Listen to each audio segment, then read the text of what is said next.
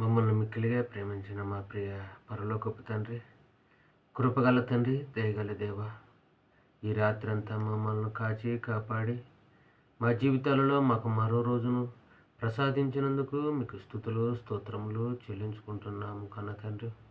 దేవ, ఈ దినాన్ని చూడక ఎందరో మరణించారు తండ్రి. మమ్మల్ని అయితే తండ్రి మీ హస్తాల కింద కాచి కాపాడి మాకు జీవితాన్ని, ఆయుష్ను, ఊపిరినిచ్చినందుకు మీకు స్తుతులు స్తోత్రములు చెల్లించుకుంటున్నాం దేవా. కన్న తండ్రి, ఎందరో క్రైస్తవ బిడ్డలు ఉదయాన్నే లేచి తండ్రి బైబిల్ చేత పట్టి అనేక ప్రాంతములకు వెళ్ళి సువార్త ప్రకటిస్తుండగా తండ్రి వారిని కాపాడండి, వారికి తోడుగా ఉండండి, వారి కుటుంబాలను కాపాడమని మీ బంగారు పాదములు పట్టి అడిగి వేడుకొనుచున్నాము కన్న తండ్రి. ఇదిగో తండ్రి, ఈ ఉదయకాలంలో నేను స్తుతించే భాగ్యాన్ని, నిన్ను ఆరాధించే భాగ్యాన్ని, నిన్ను కీర్తించే భాగ్యాన్ని మాకు ఇచ్చినందుకు మీకు స్తుతులు స్తోత్రములు చెల్లించుకుంటున్నాం దేవా. ఇదిగో తండ్రి నాయన, ప్రభుతో ప్రతి హృదయం అనే ఈ కార్యక్రమాన్ని వీక్షిస్తున్న నీ పిల్లలకు నాయన తోడుగా ఉండండి. ఇదిగో తండ్రి నాయన, ఒక మంచి మాటలతో తండ్రి నాయన కుటుంబాలనైనా సరిచేసే వాక్యంతో నైనా మీ పిల్లలకు వినిపించాలని ఆశపడుతున్నాను తండ్రి. నేను మంచి మాటలు చెప్పుటకు సహాయం చేయండి కన్న తండ్రి. ఇదిగో తండ్రి, ఈ చివరి వరకు తండ్రి ఆది అంతం మీరే తోడుగా ఉండి కాచి కాపాడమని మీ ప్రియకుమారుడు మనవతుడైన యేసుక్రీస్తు నామమున అడిగి పెడుకొనుచున్నాము కన్న తండ్రి. ఆమేన్.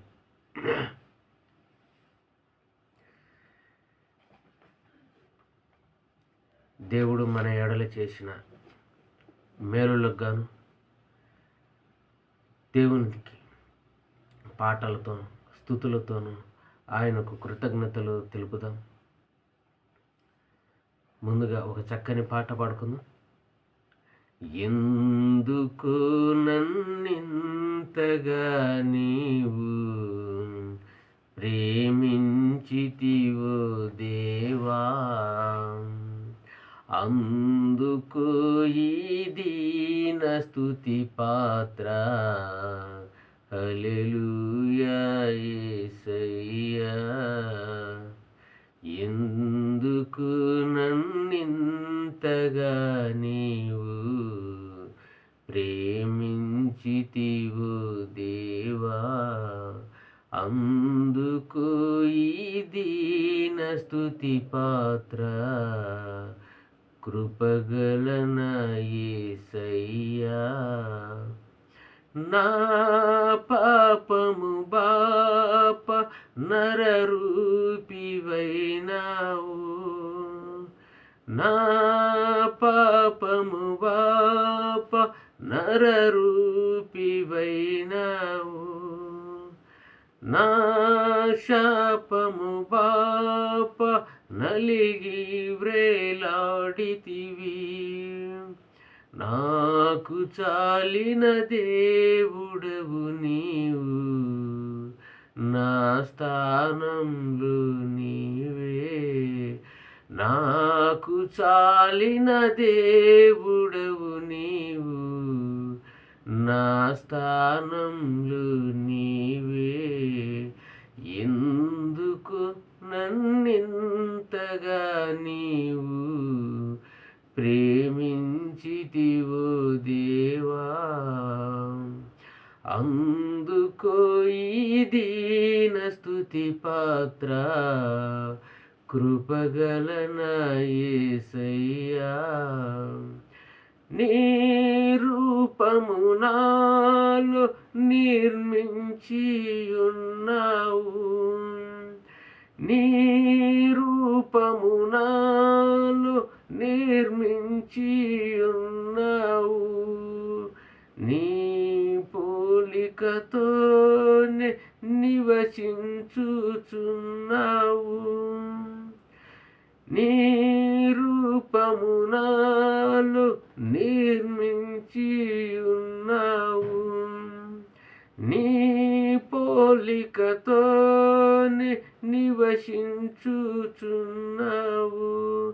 నీవు నన్ను ఎన్నుకున్నావు, నీ కొరకే నీ కృపలో నీవు నన్ను ఎన్నుకున్నావు. నీ కృపలో నీ కొరకే ఎందుకో నన్నింతగా నీవు ప్రేమించితివో దేవా. అందుకో నా ఈ స్తుతి పాత్ర. హల్లెలూయా యేసయ్యా.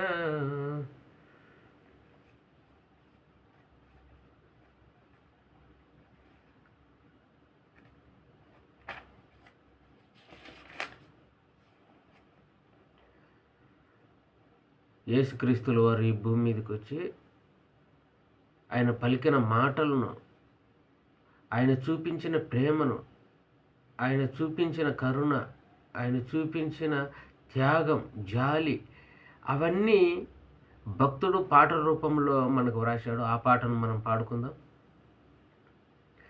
యేసువే నేర్పినారు ప్రేమతో చేయుడని, యేసువే నేర్పినారు ప్రేమతో చేయుడని. ప్రేమాగ్ని జ్వాలలను వెలుగించు మందరిలో, ప్రేమాగ్ని జ్వాలలను వెలుగించు మందరిలో, నా ఆజ్ఞ ఇదియే చేయుడనచు యేసువే నేర్పినాడు ప్రేమతో చేయుడని. మన్నించు మందరిని ప్రేమానురాగముతో, మన్నించు మందరిని ప్రేమానురాగముతో, మన్నించుము నీదు తప్పులు యేసువే నేర్పినాడు ప్రేమతో చేయుడని.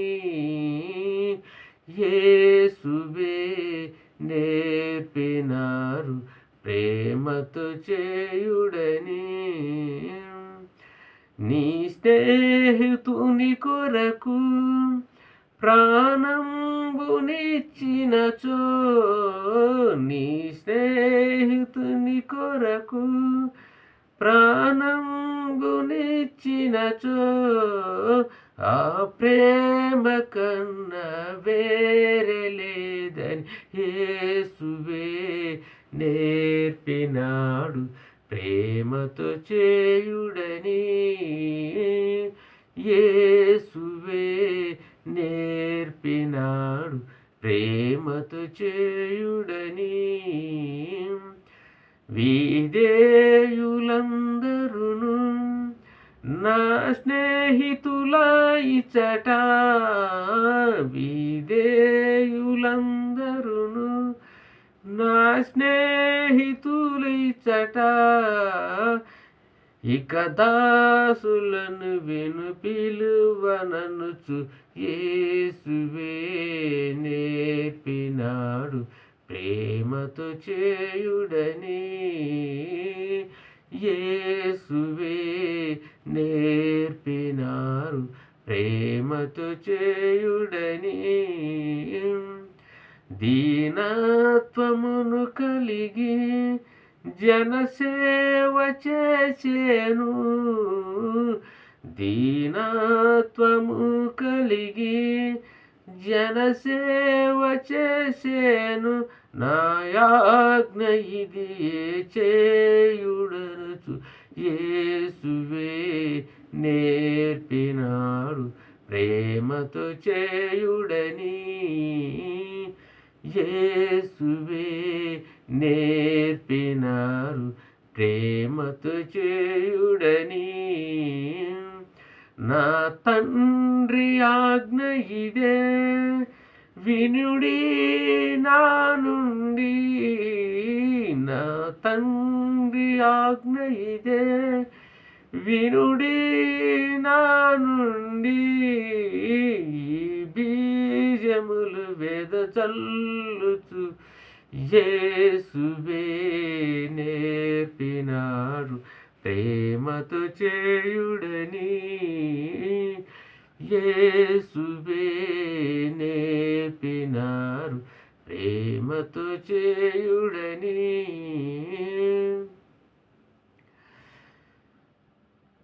ప్రియులారా, యేసుక్రీస్తుల వారు పలికిన మాట అంత ప్రేమతో చేయండి, సహోదరుని ప్రేమించండి అని మనకు ఒక చక్కని పాట రూపంలో మనం పాడుకున్నాం.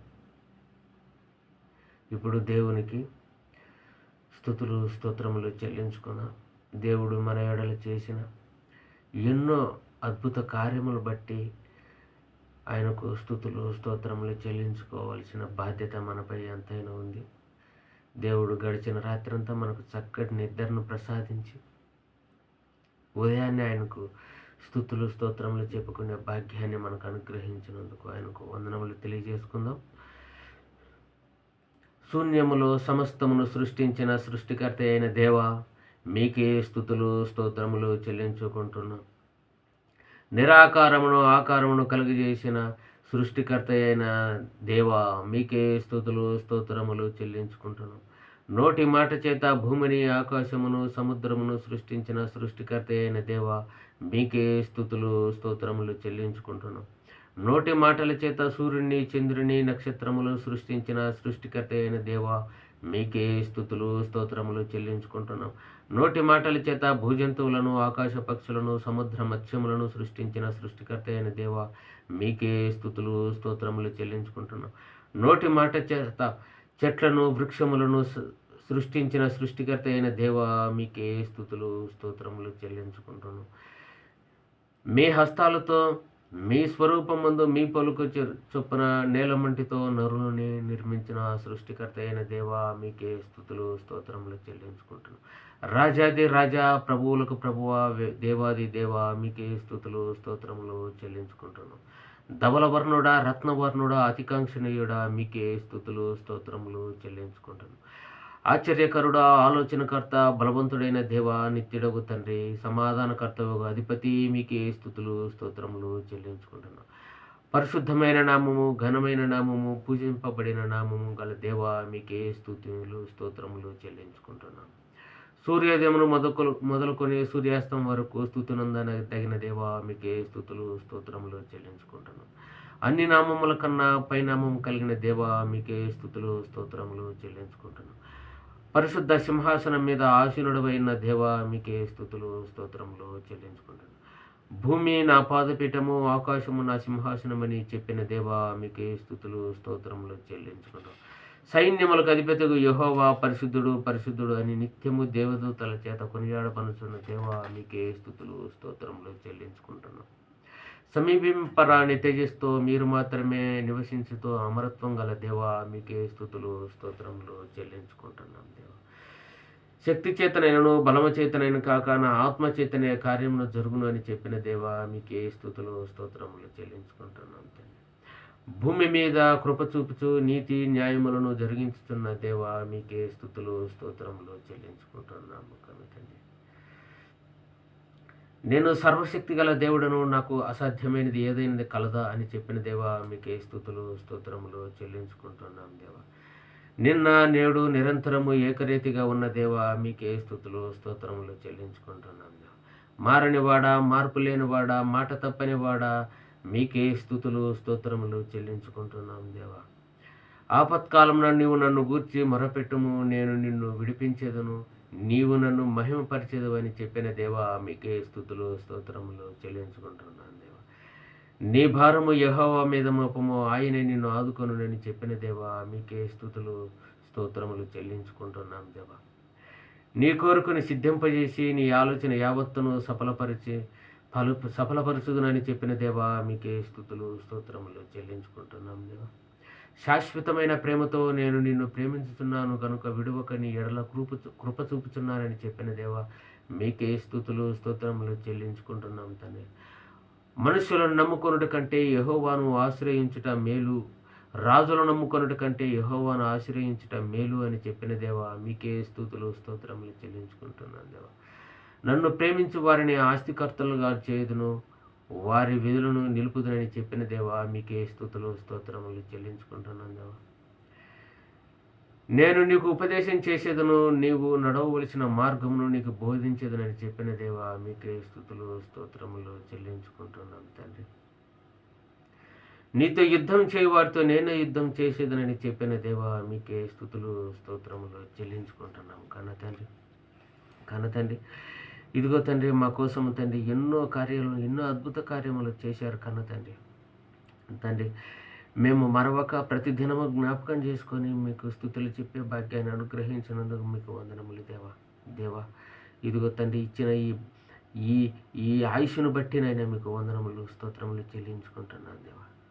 తండ్రి, ఎల్లప్పుడూ తండ్రి మాకిచ్చిన ఆయుష్ ఎంతవరకు ఉందో ఆయుష్ అంతవరకు తండ్రి నైనా నీ పాదాల సన్నిధిలోనైనా ఉండుటకునైనా ఆశీర్వదించమని అడుగుతున్నాం కన్న తండ్రి. ఇదిగో తండ్రి, అద్భుతములు చేయ దేవా, ఆశ్చర్యకరుడా తండ్రి, మీకు వందనములు తండ్రి, స్తోత్రములు తండ్రి. ఇదిగో తండ్రి నైనా ఇంతవరకు తండ్రి నేను పాటల ద్వారా తండ్రి మీకు స్తుతులు స్తోత్రములు చెల్లించాను తండ్రి. ఇదిగో తండ్రి నైనా ముందున్న కార్యక్రమం నైనా బైబిల్లో నేను తండ్రి నేను మీ విలువైన వాక్కులు తండ్రి నేను వినిపించుతుండగా మీరు తోడుగా ఉండండి కన్న తండ్రి. ఇదిగో తండ్రి నేను దేవుని కుటుంబం ఆశీర్వాదం ఎలా ఉండాలో తండ్రి నేను కొన్ని మాటలు వినిపించాను తండ్రి. ఇదిగో తండ్రి, ఈరోజు కూడా తండ్రి దేవుని కుటుంబం అంటే ఎలా ఉండాలనో తండ్రి వినిపించే భాగ్యాన్ని నాకు అనుగ్రహించండి తండ్రి. ఇదిగో తండ్రి ప్రభువుతో ప్రతి ఉదయం అనే కార్యక్రమాన్ని వీక్షిస్తున్నాను బిడ్డలను నేను కాపాడండి తండ్రి. అనేక మందికి తండ్రి ఈ మాటలు విని కుటుంబాల దీవెన పొందుటకు మీ కృపను దయను అనుగ్రహించమని మీ ప్రియకుమారుడు మానాథుడైన యేసుక్రీస్తు నామమున అడిగి పెడుకొనుచున్నాం తండ్రి. ఆమేన్.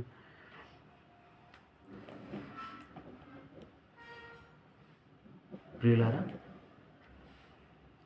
ఇంతవరకు దేవుణ్ణి మనము పాటల ద్వారాను ఆయన చేసిన అద్భుత కార్యాలను బట్టి ఆయనకు స్తుతులు స్తోత్రములు చెల్లించుకున్నాం. మనము నిన్నటి దినాన మోషే కుటుంబం ఎంత అద్భుతంగా ఉన్నదో, మోషే కుటుంబం ఎలా ఆశీర్వదించబడిందో మనం నేర్చుకున్నాం. నేటి దినాన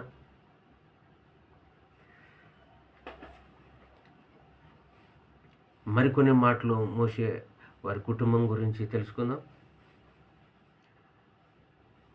కుటుంబం అనగానే భార్య, భర్త, పిల్లలు, దీనిని కుటుంబం అంటారు. దేవుని కుటుంబం లేక దైవిక కుటుంబం అంటే కుటుంబం అంతా కలిసి భార్య, భర్త, పిల్లలు అందరూ భక్తి భావాలతో నడుచుకోవడమే దైవిక కుటుంబం లేక దేవుని కుటుంబం అంటారు. మనకు తెలుసు, మిర్యాము, అహరోను, మోషే వాళ్ళు పాత నిబంధన గ్రంథంలో ఆమ్రాము, యోకెబేదుకు పుట్టిన పిల్లలు. ఈ కుటుంబం అంతా ఎంత చక్కగా బ్రతికిందో మనం తెలుసుకున్నాం. మిర్యాము తన సహోదరుని కోసం నది ఒడ్డున జమ్ముపెట్టులో మోషేను పెట్టడం, ఆ మోషేకు కాపలాగా దూరాన నిలిచి చెట్టు కింద ఉండడం, అక్కడికి వచ్చిన స్త్రీలు స్నానం చేస్తుండగా ఆ పెట్టెను చూడడం, ఆ పెట్టెను తెరిచిన తర్వాత ఈ బిడ్డకు తల్లి కావాలి, పాలిచ్చే తల్లి కావాలి అని ఆ స్త్రీలు, ఆ రాణి ఎప్పుడైతే చెప్తుందో ఈ మిర్యాము అక్కడికి వెళ్ళడం, అయితే నేను ఊర్లోకి వెళ్ళి నేను పాలిచ్చుటకు ఒక ఆమెను పిలుచుకొని వస్తాను అని చెప్పడం, ఆ చాకచక్యంగా చిన్న బిడ్డ అయినప్పటికీ మిర్యాము చాకచక్యంగా తన తమ్ముడిని కాపాడుకోవాలని ప్రయత్నంలో ఆమె ఉండడం మనకు తెలుసు. దేవుడు కుటుంబాలను ఇచ్చింది బలహీనపరుచుకోవడానికి కాదు, కానీ ఈరోజు కుటుంబాలు అన్న, తమ్ముడు, అక్క, చెల్లి చిన్నప్పుడు రక్త సంబంధులుగా ఉండి పెరిగి పెద్దయిన తర్వాత దాయాదులు అంటారు కదా, ఆ విధంగా అయిపోతూ ఉంటారు. చిన్ననాడు ఉన్నప్పుడు ఇంట్లో అల్లరిగా పోట్లాడుకుంటున్నప్పుడు తల్లి తండ్రి, అరే నీ తమ్ముడే కదా, నీ చెల్లే కదా, మీ అక్కేగా అదిని సర్ది చెబుతూ ఉంటారు. కానీ పెరిగి పెద్దయిన తర్వాత వీళ్ళ మనసులో విద్వేషాలు చోటు చేసుకొని ఒకరికి ఒకరు మాట్లాడుకోకుండా ఒకరి ముఖాలు ఒకరు తిప్పుకొని కోపతాపాలతో బ్రతుకుతుండడం మనం నేడు గమనిస్తున్నాం. ప్రియులారా, మిర్యాము అహరోను మోషేలది అలాంటి పరిస్థితి కాదండి. వాళ్ళు మనకు బైబిల్ గ్రంథంలో చాలా చక్కగా బ్రతికినట్టు మనకు తెలుసు. చూద్దామండి, బైబిల్లో నుంచి ఒక చక్కని మాటను మనము చూద్దాం.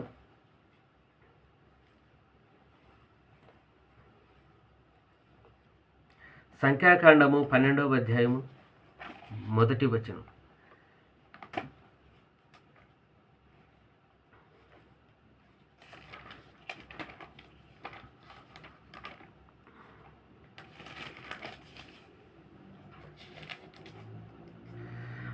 మోషే కూషు దేశపు స్త్రీని పెళ్లి చేసుకొని ఉండెను గనుక అతడు పెళ్లి చేసుకున్న ఆ స్త్రీని బట్టి మిరియాము అహరోనులు అతనికి విరోధముగా మాటలాడిరి. ఇక్కడండి మోషే కూషు దేశపు స్త్రీని వివాహం చేసుకున్నట్టు మనకు అర్థమవుతుంది. అయితే కూషు దేశపు స్త్రీని వివాహం చేసుకున్నప్పుడు అహరోను మిరియాములకు నచ్చలేదు. అంటే కాబోలు ఎందుకు నచ్చలేదంటే తను చెప్పిన చోట పెళ్లి చేసుకోలేదు అని ఉండొచ్చు, లేక కూషు దేశపు స్త్రీని ఎందుకు పెళ్లి చేసుకున్నావు, మాకు నచ్చలేదు అని ఉండొచ్చు. సమస్య ఏదైనప్పటికీ కూడా వాళ్ళిద్దరికీ నచ్చలేదు. వాళ్ళిద్దరికీ నచ్చకపోగా వారు మోషే చేత మాత్రమే యెహోవా పలికించిన ఆయన మా చేతను పలికించలేదా అని చెప్పుకొనగా యెహోవా ఆ మాట వినను. ఇక్కడ మోషే మాట మాత్రమేనా దేవుడినది, మా మాట వినడా అని అక్కడ అహరోను మిరియాములు మోషే మీద సనుగుతున్నారు. ఇక్కడ ఒకటిగా ఉండవలసిన కుటుంబము కొన్ని భేదాల వల్ల, ఏదైతే మోషే కూషు దేశపు స్త్రీని వివాహం చేసుకున్నాడో ఈ భేదాలు వీళ్ళ కుటుంబంలో వచ్చాయి. ఈ కుటుంబంలో వచ్చినప్పుడు వీళ్ళు మోషే మీద సనిగినట్టు మనకు అర్థమవుతుంది. అంటే కుటుంబంలో ఒక సమస్య వచ్చింది. ప్రియులరా, కుటుంబంలో సమస్య వచ్చినప్పుడు ఆ సమస్య చిన్నదిగా మాత్రమే ఉండాలి, కానీ సమస్య పెద్దదయ్యి ప్రేమ చిన్నది కాకూడదండి. సమస్య చిన్నది కావాలి, ప్రేమ పెద్దది కావాలండి. ఈరోజు సమస్యను పెద్దది చేసుకొని ప్రేమను చిన్నది చేసుకుంటున్నారండి. ఇక్కడ మిరియాము అహరోనులు వాళ్ళ మధ్య జరుగుతున్నది అదేనండి. మోషే మీద చదువుతున్నారు, సమస్యను జటిలం చేసుకుంటున్నారు. కానీ దేవుడు కోప్పడతాడండి. ఎందుకు కోప్పడతాడంటే మోషే నా ఇల్లంతటిలో నమ్మకమైన వాడు, సాత్వికుడు, మీరు అతన్ని ఏమైనా అంటారా అన్నప్పుడు మోషే మీద ఏమన్నా అంటే నేను ఊరుకోను అని దేవుడు కోప్పడతాడండి. కోప్పడినప్పుడు ఆ కోపాన్ని బట్టి అహరోను జాగ్రత్త పడతాడండి. అహరోను భయపడతాడు. తర్వాత ఏం జరుగుతుందంటే 12వ వచనం 10వ వచనం చదువుదామండి. సంఖ్యాకాండం 12వ అధ్యాయం 10వ వచనం.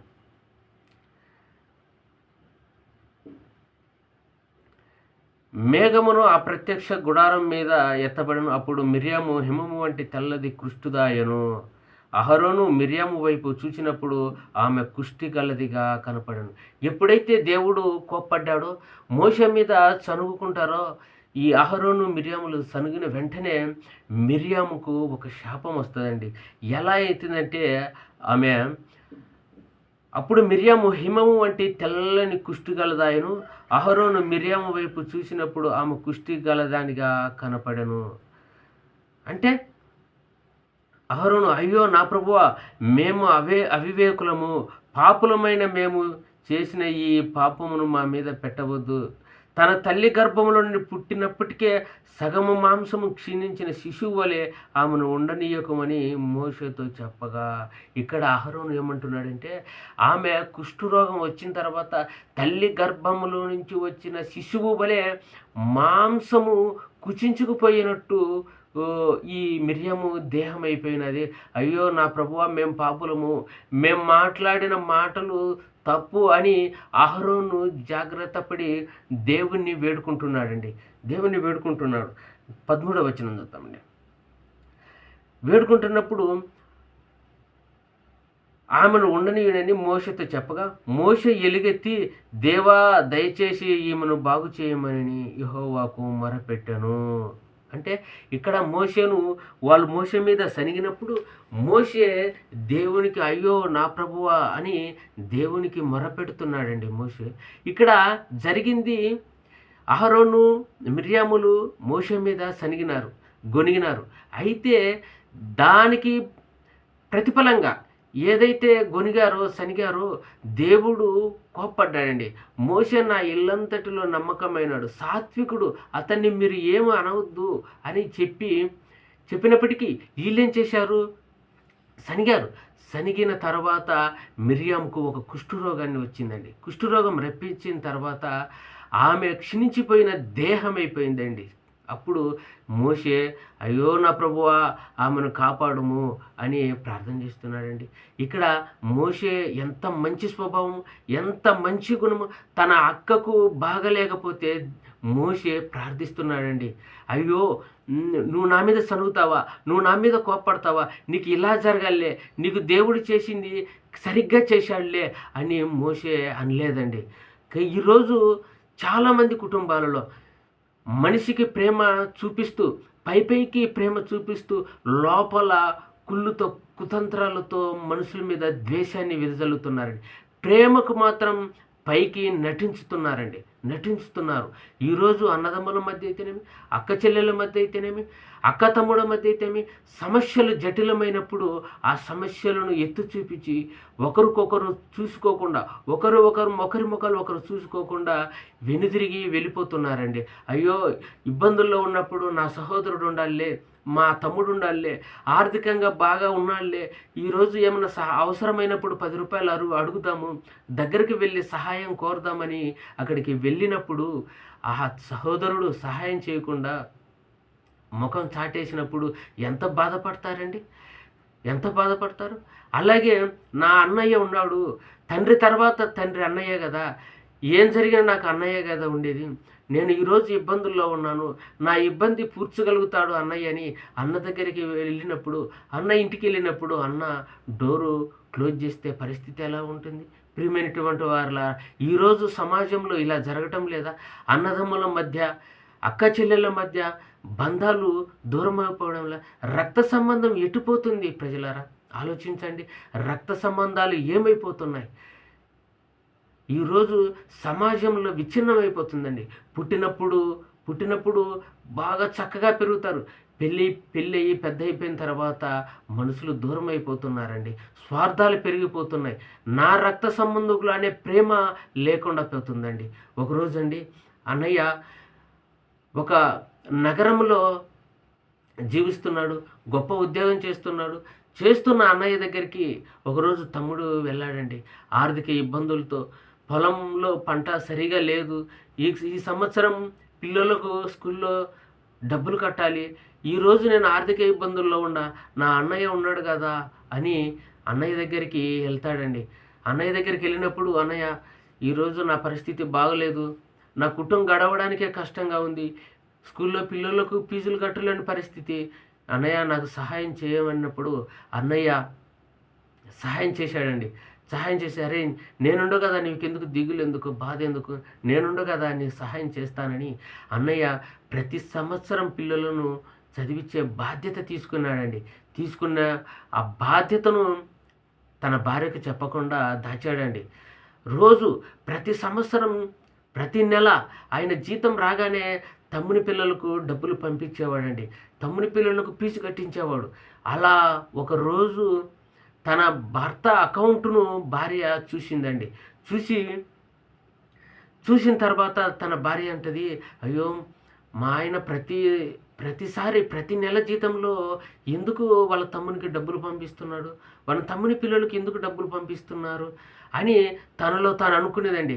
తనలో తాను అనుకొని ఒకరోజు భర్త దగ్గరికి వెళ్ళి అడిగిందండి, ఏమండి మీరు ఎవరికో డబ్బులు పంపిస్తున్నారు కదా, ఎవరికో డబ్బులు పంపిస్తున్నారు, ఎవరికండి అని అన్నప్పుడు అతను చెప్పాడండి, నిజాన్ని చెప్పాడు. అయ్యో నేను నా తమ్మునికే పంపించాను, నా తమ్ముని పిల్లలకే నేను పంపించాను అని అన్నప్పుడు, ఏమండి మీరు పంపించినందుకు నేను బాధపడడం లేదండి, మీరు నాకు చెప్పలేదు కదా, అదే నాకు బాధ అండి. నీ తమ్ముని పిల్లలు గొప్పవాళ్ళైతే నాకు సంతోషం కాదా, నీ తమ్ముని పిల్లలకు మంచి జరిగినప్పుడు నాకు సంతోషం కాదా, మీరు ఎందుకు దాచారండి, మీరు అలా చేయొద్దండి, ఏదైనా ఉంటే నాకు చెప్పండి, వాళ్ళ పిల్లలైనా మీ తమ్ముని పిల్లలైనా నా పిల్లలైనా ఒకటే కదా అని ఆ భార్య చాలా చక్కగా మాట్లాడిందండి. ఈరోజు బంధువుల మధ్య ఇలా లేదండి సమస్య. ఈరోజు ఎవరైనా ఆ సహాయానికి వస్తే, అవసరానికి వస్తే వాకిళ్ళు వేసి తల తిప్పుకునే పరిస్థితిలో ఈరోజు ఉన్నారండి. మోషే అలా చేయలేదు. తన అక్కకు రోగపీడితులేదు, కుష్టి వచ్చినప్పుడు మోషే అలా చేయలేదు. ఇలా జరగలేదు అనుకోలేదు, దూరం వెళ్ళిపోలేదు. అయ్యో నా ప్రభువా, అయ్యో నా ప్రభువా అని దేవునికి మొరపెడుతున్నాడండి. ఎంత చక్కని కుటుంబం అండి అహరోను కుటుంబం. 14వ వచనం అండి, 14వ వచనం. అప్పుడు యెహోవా మోషేతో, ఆమె ముఖము మీద ఉమ్మి వేసిన ఎడల ఆమె 7 దినములు సిగ్గు పడుననగా ఆమె పాలెం వెలుపల 7 దినములు ప్రత్యేకంగా ఉండను, ఆ తర్వాత ఆమెను చేర్చుకున్నాను. అంటే 7 దినములు ఆమె పాలెమును వెలుపట ఉంచండి అని చెప్పినప్పుడు ఆమె బాధపడలేదండి. నేను చేసిన దానికి దేవుడు నాకు ఇలానే చేశాడు, సరైంది అని తన మనసును తెలుసుకున్నది. తన మనసును నేను చేసింది తప్పే, నా తమ్ముని మీద సనుగుకోవడం తప్పే అని తెలుసుకున్నది. మంచి స్వభావంతో, మంచి ఆలోచనలతో దాన్ని ఒప్పుకొని 7 దినాలు బయట ఉన్నదండి. నిజంగా అలాంటి స్వభావం, అంటే తప్పును తెలుసుకునే స్వభావం, తగ్గింపు స్వభావం మిర్యాములో ఉన్నది కనుక మిర్యాము చాలా చాలా చక్కగా ఆ కుటుంబం ఎదిగారండి. అంతేనా, ఆ కుటుంబం మిర్యాము ఎలా ఉన్నదో తెలుసా? ఒకసారి మనం బైబిల్ గ్రంథంలో నుంచి చూడగలిగితే నిర్గమాకాండం 15వ అధ్యాయము, నిర్గమాకాండం 15వ అధ్యాయము 20వ వచనము.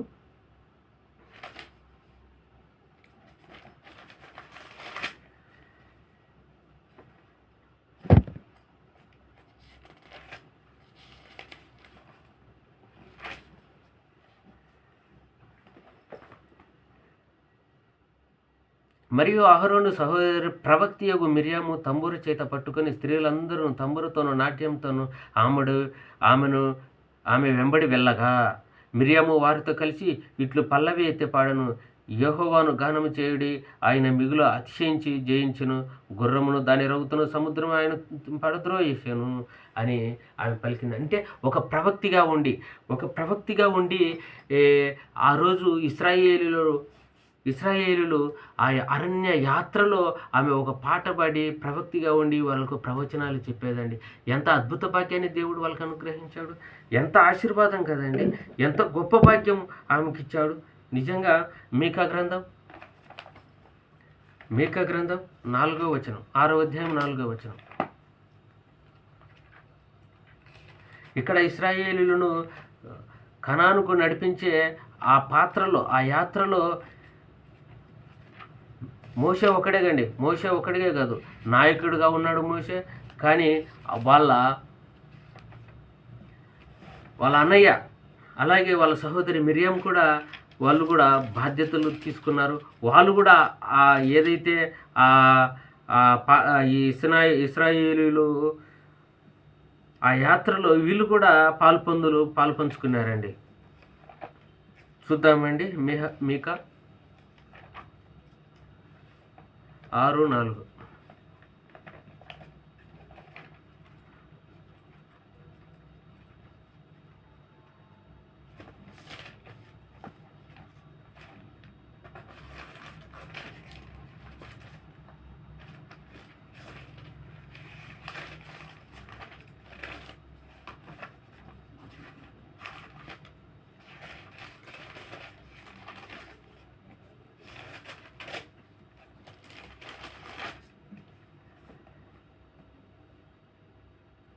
ఐగుప్తు దేశంలో నుండి నేను మిమ్మల్ని రప్పించి తిని దాసగృహంలో నుండి మిమ్మల్ని విమోచించి తిని మిమ్మల్ని నడిపించుటకై మోసే అహరోను మిరియాములను పంపిరి.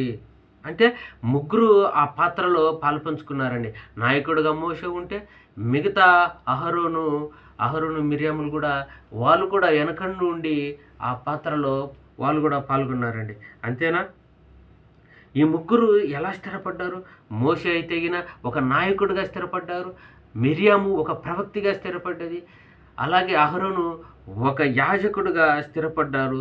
మనకు తెలుసు. అంటే కుటుంబం అంతా కలిసి ఒక పాత్ర వాళ్ళు పోషించారండి. ఈరోజు కుటుంబంలో ముగ్గురుగా, నలుగురుగా, ఐదుగురుగా అన్నదమ్ములు ఉంటారు. అన్నదమ్ములు ఉంటారు.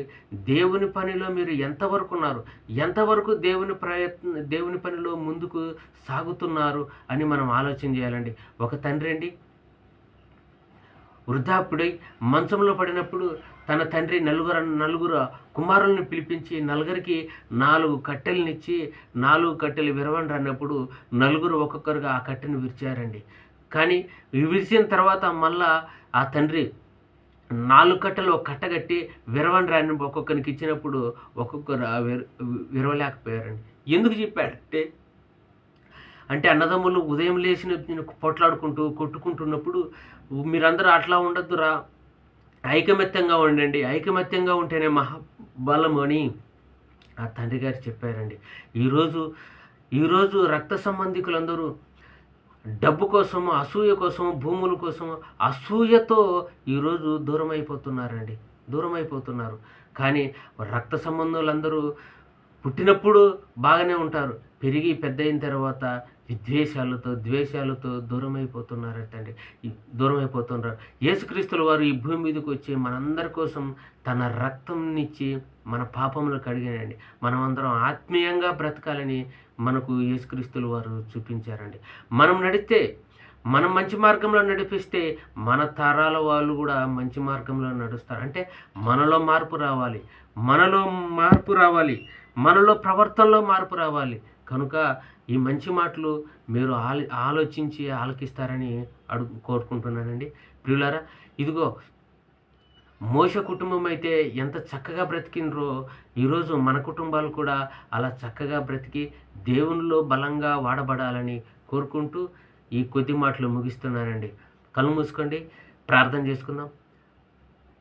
మమ్మల్ని మిక్కిలిగా ప్రేమించిన మా ప్రియ పరలోకపు తండ్రి, కృపగల తండ్రి, దయగల తండ్రి, ఇంతవరకు తండ్రి నాయన మీ మాటలను మేము ధ్యానించామయ్యా.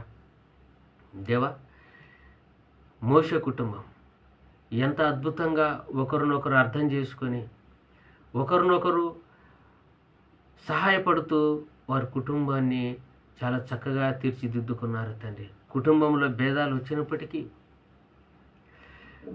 మళ్ళీ తిరిగి ఒక స్థితికి వారు వచ్చారయ్యా.